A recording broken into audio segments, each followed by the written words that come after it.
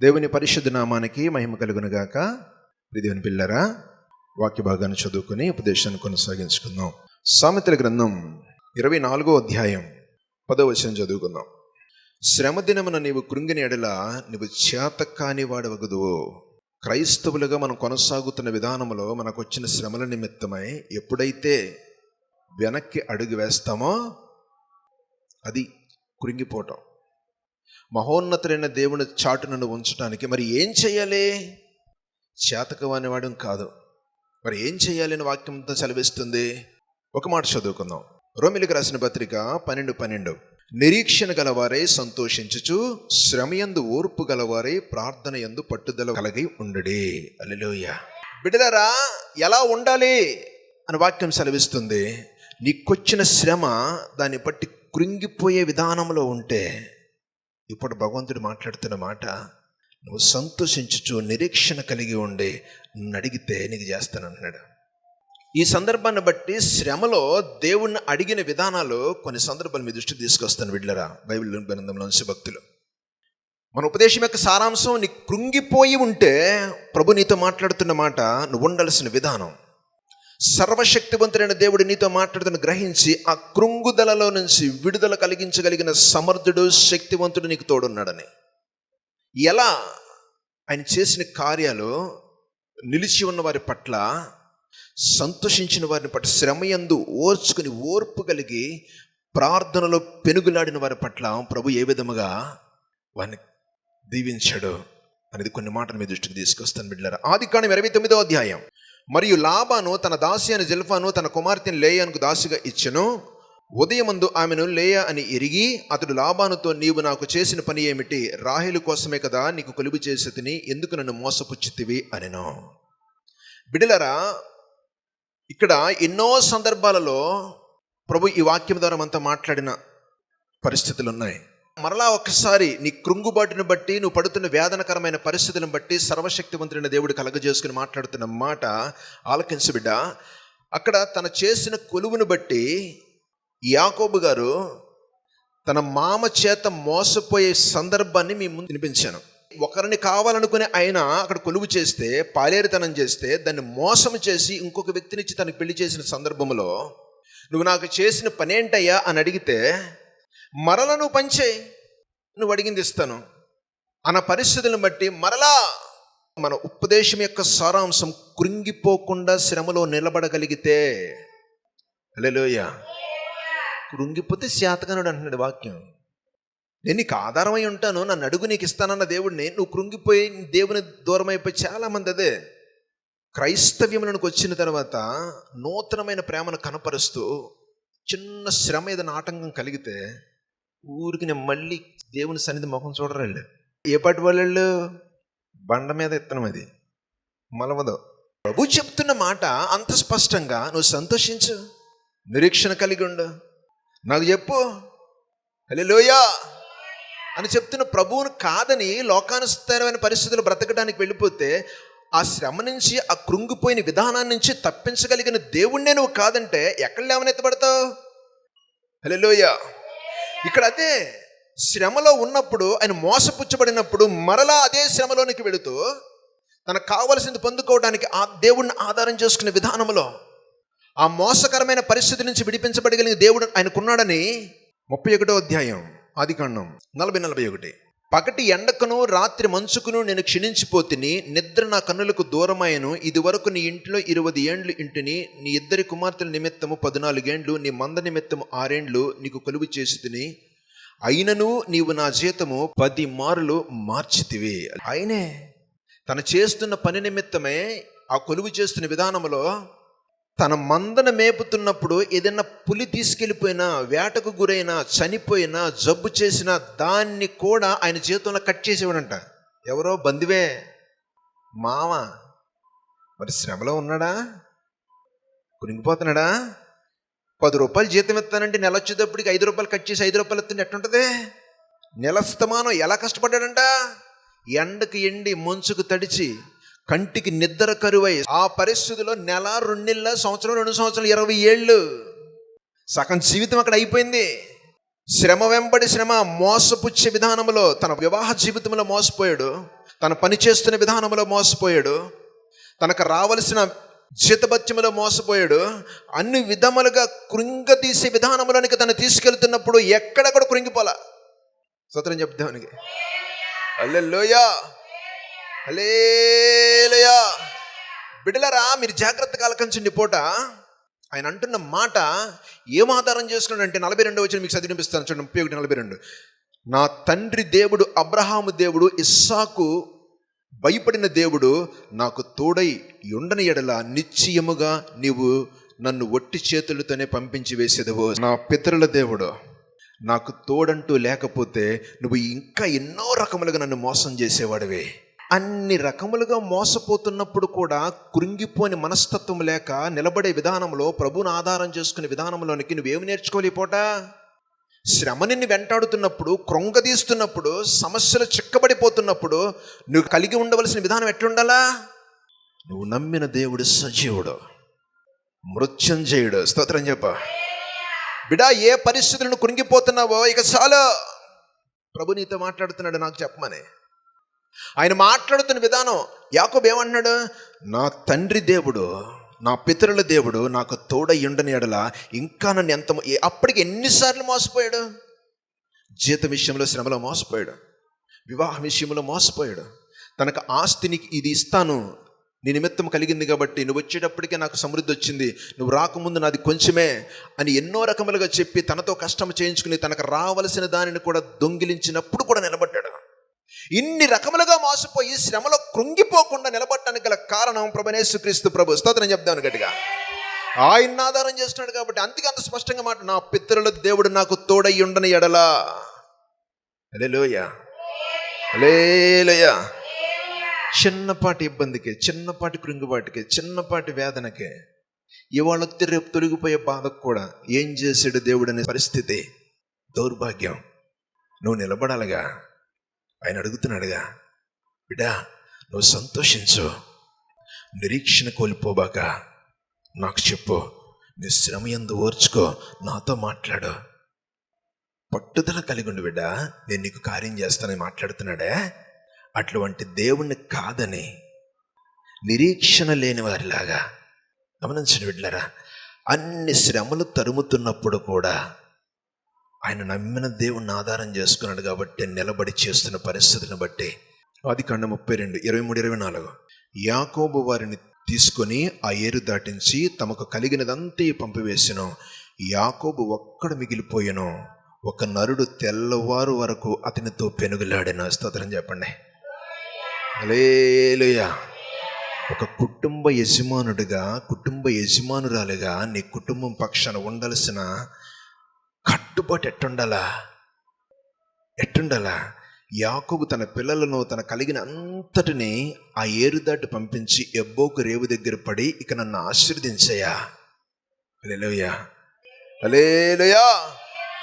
ఆ అనుభవం మనకుందా? మనం కుటుంబ పక్షమున ఒక సంపూర్ణమైన ఒక రాత్రి లేదా కొన్ని గంటలో విజ్ఞాపన చేసే విధానంలోనికి, తలుపేసుకుని ప్రభువుని అడిగే విధానంలోనికి వెళ్ళిపోడు యాకోబు. అన్ని శ్రమలను అధిగమిస్తే ఇక నన్ను ఆశీర్వదించు, ఇక నువ్వు తప్ప ఎవరున్నారు ఎన్ని శ్రమలు వచ్చినాను. హల్లెలూయా, హల్లెలూయా. ఒక యజమానుడి బాధ్యత ఎట్టుండాలి? తీసుకొచ్చినాక పెడతానంగా, ఎక్కడికి నేనే తెస్తున్నాను, నువ్వేం తెస్తున్నావా, తినా, నేను చెప్పిన మాట ఇది కాదు బిడ్డ. ఆ కుటుంబ భవిష్యత్తు ప్రభు చేతులకు అప్పగించడానికి నీ మోకరించి ప్రభువుని అడిగి సిద్ధపడి ఉండాలి. నీ బిడ్డల జీవితము రేపు ఏం జరుగుతుందో నీకు తెలుసా? సర్వాంతర్యామికి తెలుసు కాబట్టి ఈ దినమే ఈ బిడ్డలు నీకు అప్పగిస్తాను, తలుపేసుకుని ప్రభు దగ్గర గడపడానికి, పేరు నన్ను కలిగిన సంతతిని ఆయన చేతులకు అప్పగించడానికి కన్నీటితో మోకరించి ప్రతి శ్రమను తొలగించగలిగిన వాడివి నువ్వే ప్రభువా.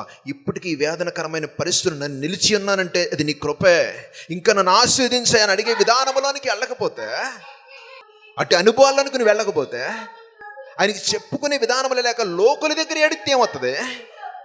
లోకస్తుల దగ్గర, బంధువుల దగ్గర అని నిన్ను నువ్వు హేళన చేసుకున్న తగ్గించుకోవడానికి వారి దగ్గర నువ్వు కృంగిపోయే విధానంలోనికి నీ మీదకి ఇంకా అబాండాలేసి తీసుకొచ్చే విధానంలో కొనసాగుతారే తప్ప, నిన్ను ఓదార్చేది, నిన్ను లేవనెత్తేది నేనున్నాను బిడ్డ, నాతో మాట్లాడిన దేవుని దగ్గర మానేసి, బిడ్డ ఏ శ్రమ దినమునైనా నీకేది సంభవిస్తున్నా దాని నుంచి కాచి కాపాడేవాడిని ఒకడు ఉన్నాడు.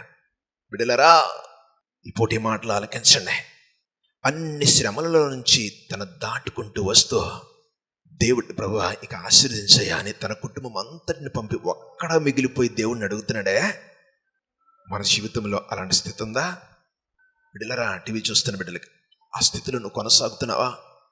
నీ కుటుంబం నిమిత్తమై అంగలార్చడానికి, ప్రభుని అడగటానికి, ప్రభు కలగజేసుకోవటానికి అట్టి సిద్ధపాటు నీకుందా?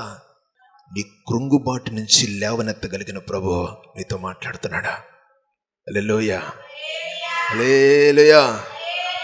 ఆ పరిస్థితిలో కొనసాగితే యాకోబుని విడిచిపెట్టాడా? తనకు తోడుగా లేడా? సకల భయముల నుంచి తప్పించి తన వెంటాడి తనతో నడుస్తూ ఒక ఆశీర్వాదకరంగా కుటుంబమని తన కలిగిన సంతతిని మార్చగలిగాడు దేవుడు. స్తోత్రం చెప్పా. ఈ సందర్భాన్ని బట్టి నువ్వు జ్ఞాపకం చేసుకోవాల్సింది ఏంటి బిడ్డ? ఏం కలిగి ఉండాలా? ఏం కలిగి ఉండాలా? ప్రభుని అడుగుతున్నాను నిన్ను, ఒక పట్టుదల కలిగిన జీవితం. ఇప్పుడు నీ శ్రమలోనే ఉన్నావు, కృంగిపోతున్నావు, నీతో మాట్లాడుతున్న ప్రభు దాని నుంచి విడిపించడానికి. శ్రమ రాకముందే ఏడుస్తూ నేర్చుకుంటే ముఖంలో నవ్వు ఉంటుంది, వచ్చిన తర్వాత ఏడుతుంది దేనికి? ఇటు సందర్భాన్ని బట్టి గబగబా ఒక 4 మాటలు మీకు జ్ఞాపకం చేస్తాను. ఎంతటి నిరీక్షణ కలిగి యాకోబు తన సంతతిని దేవునికి అంగీకారంగా మార్చగలిగాడో, దేవుడు ఆ కుటుంబాన్ని తన కలిగిన సంతతిని ఏ విధంగా దీవించాడో చాలా సందర్భాల్లో మీ దృష్టికి తీసుకొచ్చాను బిడ్డలారా. ఇంకొక మాట, రూతు గ్రంథం 1వ అధ్యాయం 8వ వచనం. నయోమి తన 2 కోండ్లను చూసి, మీరు మీ తల్లుల ఇండ్లకు తిరిగి వెళ్ళుడి, చనిపోయిన వారి ఎడలను నా ఎడలను మీరు దయచూపినట్లు యెహోవా మీ ఎడల దయచూపునుగాక. హల్లెలూయా, హల్లెలూయా. తన కోడల నిమిత్తమై తన కొడుకులు చనిపోయిన తర్వాత తన కోడల పక్షమును మాట్లాడుతున్నమాట. అమ్మా, మీ ఎడల యెహోవా దయచూపునుగాక, నేనేం చేయలేను. అసలు అందని శ్రమలో ఉన్నారు వాళ్ళు, కృంగిపోయే విధానంలో ఉన్నాయి జీవితాలు, ఏ ఆధారం లేక నిలబడి ఉన్న పరిస్థితిలో. అంటే గమనించండి, ఈ పూట దేవుడు నీతో మాట్లాడుతున్నంటే రాబోయే ఉపద్రవం నుంచి తప్పించడానికి, నువ్వు నిరీక్షణ కలిగి ఉండే విధానంలో నీకు నడవటానికి, ఆయన ఆశీర్వదించు ప్రభువాన్ని నువ్వు అడగటానికి నీతో మాట్లాడుతున్నాడు. గమనించ. ఆ కోడళ్ళిద్దరిని పట్టుకుని ఏడుస్తూ, అమ్మా యెహోవా దయచూపునట్లు మీరు ఏ విధంగా దయచూపారు, ఆయన మీ ఎడల దయచూపునుగా అని మాట్లాడుతుంటే, అంత శ్రమలో కూడా, అంత కృంగిపోయి కూడా, ఆధారం లేని పరిస్థితుల్లో కూడా, గుప్పిడి మెతుకులెట్టి విధానం లేకుండా ఉన్నప్పుడు కూడా, అంతటి కృంగుబాటు కలిగిన జీవితం కూడా ప్రభువుని అడుగుతున్న విధానం అంటే చేయగలిగింది ఆయనేనమ్మా. ఆయన దయచూపాలమేక. ఆలకించిన బిడ్డలారా, అసలు ఎంత అంతరంగపు లోతుల్లోంచి తల్లి మాట్లాడుతుందో, ఏముంది ఇంకా ఏం చేశాడు దేవుడు అని నిష్ఠూరంలోనికి వెళ్ళిపోవలసిన పరిస్థితి. మా యజమానుడు చనిపోయాడు, నాకు కలిగిన 2 పిల్లలు చనిపోయారు, అయినా ఆ శ్రమను తప్పించగలిగిన ప్రభు మనకు ఒకడున్నాడు. మీ పట్ల ఆయన దయచూపునుగా ఆయన అప్పగిస్తుంది ఆయన్ని. హల్లెలూయా, హల్లెలూయా. ఒక కుటుంబ యజమానుడిగా నీ ప్రవర్తన నా ప్రభు దృష్టికి అంగీకారంగా లేకపోతే, ఒక నిరీక్షణను ఆధారం చేసుకుని ప్రభుని అడిగే విధానంలో సిద్ధపాటు నీకు లేకపోతే, ఆ కోడలికి జీవితాలు ఇవ్వలా? దేవుడు రూతమ్మను ఏ విధంగా దీవించాడు? విని వెంబడించిన ఆ తల్లిని ఏ విధంగా దీవెనకరంగా మలిచాడు? ఎందుకని అంత శ్రమలో కూడా కృంగిపోకుండా, కృంగిపోతే జయం నిలబడున్న వాడికి దీవెన. స్తోత్రం చెప్పు. నీకు ఇంతే, నా బతుకైపోయింది నీకు అంతే. ఇందులో నుంచి కూడా, ఈ పరిస్థితిలో నుంచి కూడా, ఈ కృంగుబాటులో నుంచి కూడా నన్ను లేవనెత్తేవాడు ఒకడు ఉన్నాడు. స్తోత్రం చెప్పా. హల్లెలూయా. ఇక అయిపోయింది అనుకున్నారు, ద్రాక్షరసం వేసి రక్తమే చేయం, మళ్ళీ బాణలు నిండిపోయి అంతే అయిపోయింది ఇక జీవితం అనుకున్నారు. హల్లెలూయా. అందుకని ఎవరిని కలిగి ఉండాలా? ఎవరంటే నిరీక్షణ కలిగి ఉండాలా? ప్రభు అంటే నిరీక్షణ కలిగి ఉండాలి. గమనించండి బిడ్డలారా, ఒక తల్లి అంతటి శ్రమలో మీ దేవుడు మిమ్మల్ని దీవిస్తాడమ్మా, ఆయన దయ చూపుతాడా, ఆయన్ని విడిచిపెట్టకండి అని ఆ స్థితిలో కూడా ఆయన చెప్తున్న విధానాన్ని బట్టి అంగీకరించిన ఆ కోడల జీవితాన్ని దేవుడు ఏ విధంగా చక్కదిద్దాడా? ఆ స్థితిలో మనం ఉండటానికి మన నిరీక్షణ ఎలా ఉండాలి?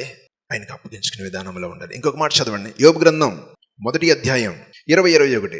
అప్పుడు యోబు లేచి తనపై వస్త్రము చింపుకొని తల వెంట్రుకలు గొరిగించుకొని నేల మీద సాష్టాంగపడి నమస్కారం చేసి ఇట్లనెను, నేను నా తల్లి గర్భములో నుండి దిగంబరనే వచ్చి తిని దిగంబరని అక్కడికి తిరిగి వెళ్ళదును.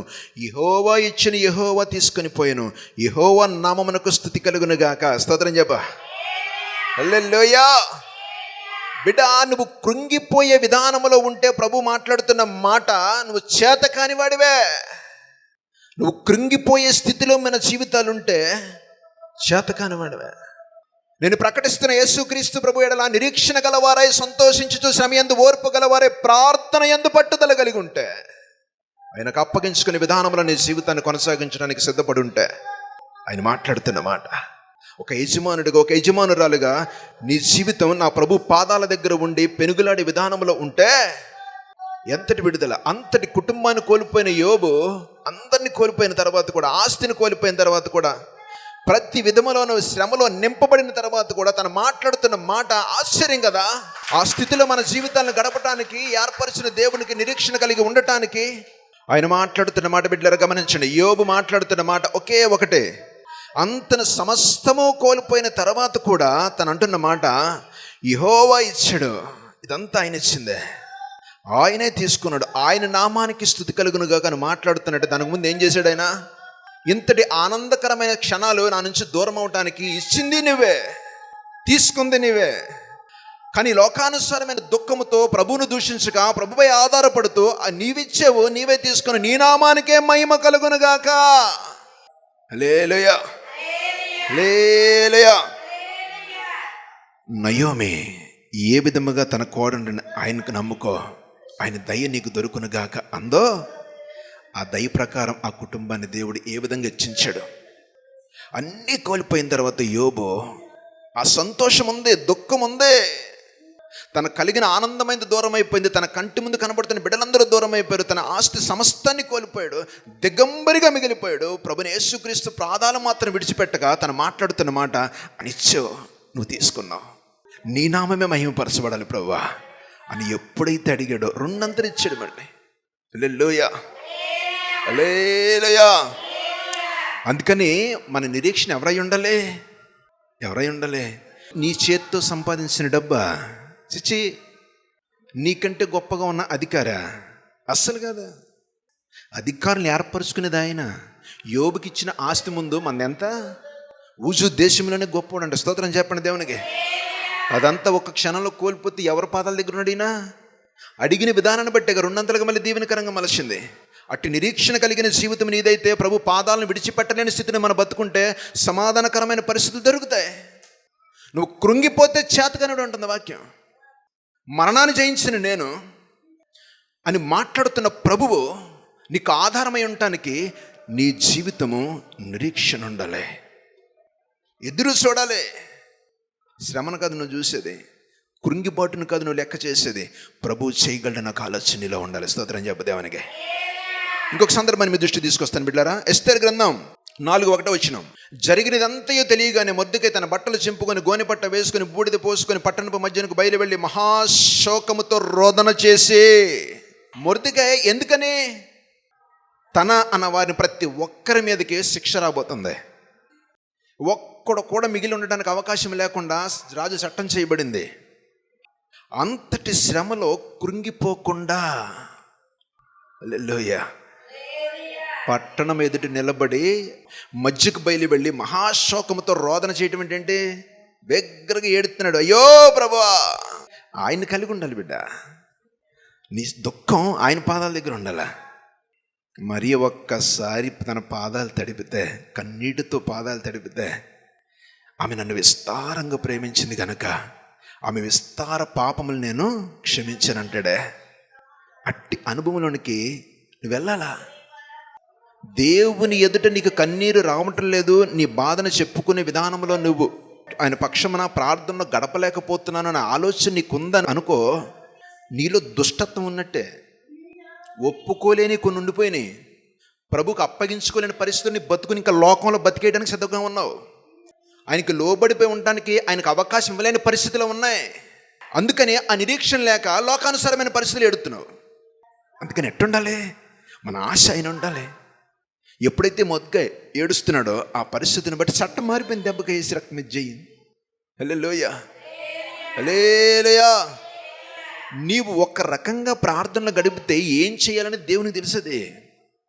నీకు చెప్పుకునే విధానంలోనే మన భక్తి జీవితాన్ని కొనసాగించే విధానంలో నిరీక్షణ లేని పరిస్థితిలో, శ్రమను ఓర్చుకోలేని స్థితిలో, సంతోషించే విధానంలో, ప్రభు దగ్గర గడపలేని స్థితిలో ఉంటే నీ కృంగుబాటులో నుంచి లేవనెత్తే దేవుడు చెయ్య చాలా దూరంగా ఉంటుంది.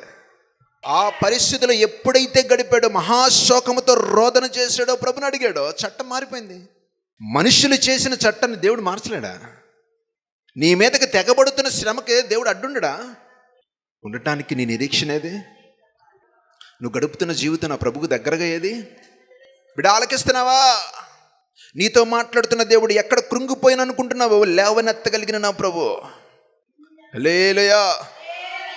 బిడ్డలు గమనించండి, ఎప్పుడైతే మొర్దెక్కై ప్రార్థనలో గడుపుతున్నాడో, చట్టం మార్చబడటమే కాక ఎవడైతే చట్టం చేయటానికి కారకుడయ్యాడో ఆడు చంపబడటమే కాక ఆడు యావదాస్తి, ఆడు కొంప, ఆ ఇల్లు అంతా కూడా ఈందయింది. రాజుకే సలహా ఇచ్చే స్థాయికి వెళ్ళిపోయాడు. ఆ స్థాయి నుంచి కృంగిపోయిన జీవితాలను దేవుడు లేవనెత్తితే ఎట్టుంటాయి? హల్లెలూయా. ప్రతిది 2 అంతలో 3 అంతలో అసలు ఆశ్చర్యపోతారు మిమ్మల్ని చూసి. ఇంత ఇదిగా ఎట్లా దీవించబడ్డారు అనే స్థాయి నీకు ఇవ్వగలుగుతాడు దేవుడు. ఒకప్పుడు ఇలా చూసామే, ఏంటి ఇట్లా ఇలాగ అయిపోయాడు, ఎలా అయిపోయాడంటే నీ జీవితం ప్రభు పాదాల దగ్గర ఉంటే, నా ప్రభు కాదనేవాడు కాదు కదా. హల్లెలూయా. గబగబా ఇంకో సందర్భాన్ని మీ దృష్టికి తీసుకొస్తాను చూడండి. యెహోషువ గ్రంథం 7వ అధ్యాయం 6వ వచనం. యెహోషువ తన బట్టలు చింపుకొని తానుని ఇశ్రాయేలు పెద్దలను సాయంకాలం వరకు యెహోవా మందసం ఎదుట నేల మీద ముఖములు మోపుకొని తమ తలలు మీద ధూళి పోసుకొనుచు, స్తోత్రం చెప్పండి దేవునికి. అయ్యో ప్రభువా, యెహోవా మమ్మల్ని నశింపజేయనట్లు అమూరుల చేతికి మమ్మల్ని అప్పగించడానికి ఈ జనులను యోర్దాను నది నీవెందుకు దాటించితివి? మేము యోర్దాను అవతల నివసించడం మేలు కదా. హల్లెలూయా. తనకొచ్చిన బాధను బట్టి ప్రభు దగ్గర గడపటానికి ఏ విధంగా అయితే సిద్ధపడున్నాడో, ఒక రాజు సహితమే ప్రభు దగ్గర గడిపితే కృంగిపోకుండా, అమ్మో ఈ యుద్ధాన్ని మేము ఎక్కడ చేయగలుగుతాం అనే ఆలోచన లేకుండా ప్రభు దగ్గర విచారణ చేయటం, నిరీక్షణ కలిగి ప్రభు దగ్గరికి వెళ్ళి మోకరించి అడిగినవి ఉదయం నుంచి సాయంకాలం వరకు, స్తోత్రం చెప్పా, దక్కే వరకు నువ్వు ప్రార్థన విడిచిపెట్టకూడదు. అంతే. ప్రభు నీతో మాట్లాడే వరకు గడపడం నేర్చుకోవాలి. అబ్రహాం ప్రార్థన చేస్తే ప్రభుని యేసుక్రీస్తు ప్రభు ఆయన ముగించాడు తప్ప అబ్రహాం ముగించిన ప్రార్థన ఆయన ముగించే విధంగా ఉండాలి. మొక్కుబడికి 4 మాటలు చెప్పి వెళ్ళిపోవటం అది. స్తోత్రం చెప్పండి దేవునికి. సమాధానం వచ్చే వరకు. శ్రమ వచ్చిందని కృంగిపోయారా? కృంగిపోతే చేతకానుడాడు.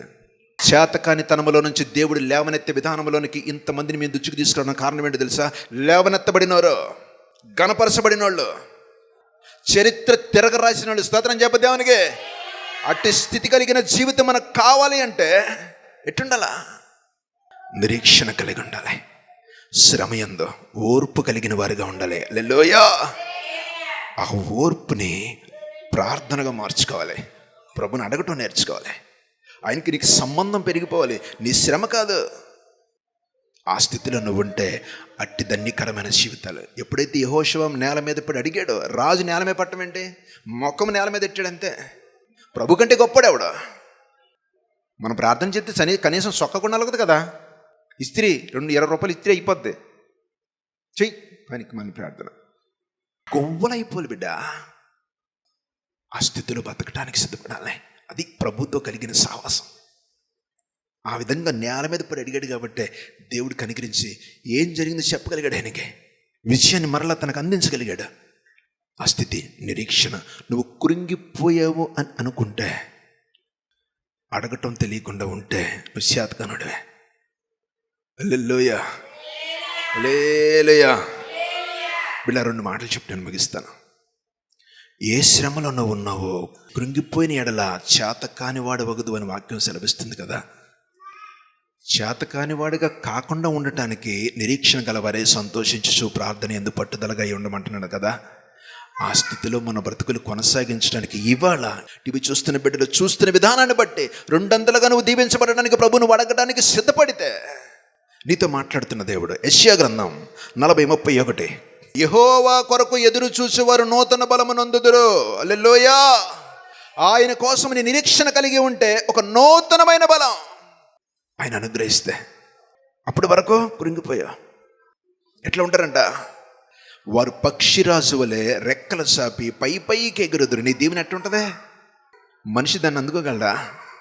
అలయక పరిగెత్తుదురు, సొమ్మసిల్లక నడిచిపోదురు. అలసట నీ నుంచి దూరం అవుతుంది. ఆయాసకరమైన పరిస్థితి నుంచి దూరం అవుతాయి. ఒక మేలుకరమైన పరిస్థితి నీకు దగ్గర అవుతాయి. ఒక నూతన బలముతో నింపబడతావు. ఇంకొక మాట, కీర్తనలు 29:11 యెహోవా తన ప్రజలకు బలమును అనుగ్రహించును, యెహోవా తన ప్రజలకు సమాధానమును కలుగజేసి వారు ఆశీర్వదించును. స్తోత్రం చెప్పండి దేవునికి. తన ప్రజగా నువ్వు ఉండాలి అంటే కృంగిపోయే ఉండే విధానంలో ఉంటే చేతకానుడివి. ఆయనకి చెప్పే విధానంలో నువ్వు నడగలిగితే ఒక నూతన బలముతో నిన్ను నింపే ఒక ప్రయోజనకరమైన పరిస్థితి నీకు అనుగ్రహించి, నీ కుటుంబం నిమిత్తమే, నీ బిడ్డల నిమిత్తమే కొంత సమయం ప్రభు పాదాల దగ్గర గడపటానికి ఎందుకని సమయాన్ని కేటాయించావు? తినటానికి తిండి కోసం 8 గంటలు పనిచేస్తామే. ఒక నూతన బలముతో నింపబడటానికి, ప్రభు చేతులకు అప్పగించడానికి నీ బిడ్డలు ఎందుకు అప్పగించావు? వాడు సరైన మార్గంలో ఉండట్లేదు, దగ్గరగా ఉండట్లేదు, లోకానుసారమైన స్థితిలో బతుకుతున్నప్పుడు వాడు తిరగని నీ పాదాలు ఎక్కడున్నాయి? నీ మోకాళ్ళు ఎక్కడున్నాయి? బిడ్డలు గమనించండి, ఆయన నూతన బలముతో నింపుతానన్నాడు. ఆయన ఒక ప్రయోజనకరమైన పరిస్థితి ఎలా ఉంటాయి అవే? పక్షిరాజు వలె పైకి. హల్లెలూయా. అటు స్థితిలో నువ్వు ఉండటానికి నీతో మాట్లాడుతున్న ప్రభు. శ్రమ నీ కృంగిపోతున్నావా? చేతకాని వాడిలాగా మారకో. ప్రభు మాట్లాడుతున్నాడు, నన్ను అడుగు బిడ్డ, నాతో గడుపు. యాకోబు గడిపితే గోత్రకర్తలుగా తన కుటుంబాన్ని దీవించాడు దేవుడు. హల్లెలూయా, హల్లెలూయా. రూతమ్మ దయ కావాలయ్యా అని అడిగితే తన కోడన పక్షం ఎటువంటి కృప చూపించాడు యేసుబాబు. యోబు సమస్తము కోల్పోయిన తర్వాత కూడా, అయ్యా ఇది నువ్విచ్చిన సంతోషమే, కానీ నేను తట్టుకోలేకపోతున్నాను కన్నీరు పెట్టాడు తప్ప దేవుని వైపు చూసి మరలాడిగాడు. 2 దీవించబడ్డాడు. హల్లెలూయా, హల్లెలూయా. మొర్దెకై తన వారందరి మీదకి శాపకరమైన పరిస్థితులు, చంపటానికి చట్టం చేస్తే, ఆయన రోదన చేస్తే ప్రభు కలగజేసుకుని మేలుకరమైన పరిస్థితిని అనుగ్రహించాడు. వీళ్ళు గమనించండి, అట్టి మేలుకరమైన పరిస్థితి మనకు కలగాలి అంటే నువ్వు గడపాల్సింది కుటుంబ యజమానురాలుగా నా తండ్రి దగ్గర గడపాల్సిన సమయం, ఆయనకి చెప్పుకోవలసిన విధానం, ఒక సిద్ధపాటు కలిగి ఉండాలి. అటు కృప ధన్యత మన అందరికీ దేవుడు అనుగ్రహించాలని, అటు మేలుకరమైన పరిస్థితులు ప్రభువులో మనం నడిపించాలని ఈ రోజు నుంచి, ఇప్పటి నుంచి మనం ఆధారం చేసుకుని కృంగిపోక, చేత కాని వారి వలె కాక ప్రభుని అడిగి పొందుకునే వారిగా సిద్ధపరచమని, అటు ఆత్మను ప్రభు మనకు అనుగ్రహించాలని ప్రార్థన చేసుకుందాం. బిడ్డ, నువ్వెక్కడున్నా మోకరించు ప్రార్థనలో. ప్రభువా, పరిశుద్ధుడా, ప్రేమ కలిగిన మా తండ్రి, ఆత్మదేవుడా, సర్వాధికారి, మాతో మాట్లాడింది నీవే. కృంగిపోయిన బిడ్డలు ఉన్నారేమో ప్రభా, ఎందు నిమిత్తం అలసిపోతున్నారో నీ వాక్యం సెలవిస్తుందయ్యా. నిరీక్షణ కలిగి ఉండే ప్రభా, పట్టుదల కలిగి ఉండే, నీకు చెప్పుకునే విధానంలో ఒక సిద్ధపాటు కలిగి ఉన్న వ్యక్తుల పట్ల ఎట్టి కార్యములు జరిగించావో మాతో మాట్లాడావయ్యా. అటు కృంగిపోయిన కుటుంబాలు చేతకాని వారిగా కాక నిన్ను అడిగి పొందుకునే వారిగా బలపరచమని, వారి కుటుంబాలను కట్టమని, ఒక మేలుకరమైన పరిస్థితులు నడిపించి దీవించమని, ప్రతి అవసరతను తీర్చగలిగిన వాడు నీవేనని, నిన్ను అడిగి పొందుకునే భాగ్యం అనుగ్రహించమని యేసు పరిశుద్ధ నామములు అడిగి వేడుకొని పొంది ఉన్నాము తండ్రి, ఆమేన్.